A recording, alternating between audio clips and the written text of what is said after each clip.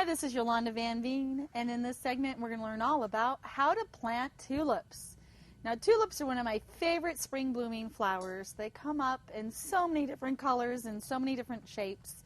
And whether it's a parrot tulip or a traditional yellow or red or even a black Queen of the Night tulip, they're gorgeous in your garden or in containers. And there's a few simple rules that I like to follow when I'm planting a tulip.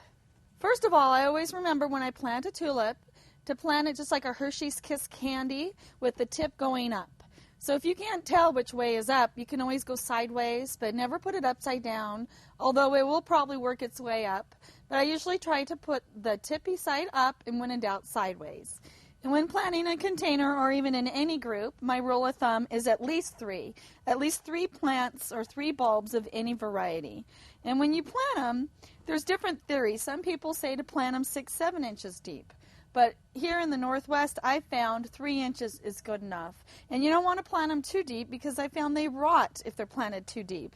Good drainage is the key with my tulips. So whether it's in raised beds or in a container, they've got to have good drainage. And I only plant them in groups of 3 inches deep. And the more the merrier. So even if you put 5 or 10 or 12 in one area, about 3 inches apart, they'll do really well and they'll come up really nicely in the spring. And again, I still have a theory, even in the ground, I don't plant them more than 3 inches deep. The books will tell you 7-8 inches deep, and if you live in a really cold climate where you've got snow in the ground all winter long, that's probably a good idea. But here in the Northwest, 3 inches seems to be the key. Any deeper and I lose them. So as long as they've got good drainage and they've got a place to multiply, they'll do well. And another trick I found is make sure and water your tulips over the summer. Because if they're in a pot and they're bone dry or in their ground and they're just bone dry over the winter, they'll dry up or they'll cook and they won't do well the next year. So if you put them in with lilies and calla lilies, or even in a pot, if you put a lily in the middle or a calla lily that blooms in the summer, or crocosmias that bloom in the summer in the same pot, they'll do much better. And in my containers, I try to keep them on the dry side for the winter, so I throw them against the eaves or in the greenhouse for the winter, and they seem to hold up better than if you leave them soggy all winter long. In the ground, I just leave them be in raised beds, and they do wonderfully, and they perform really well every year. And I never lose them.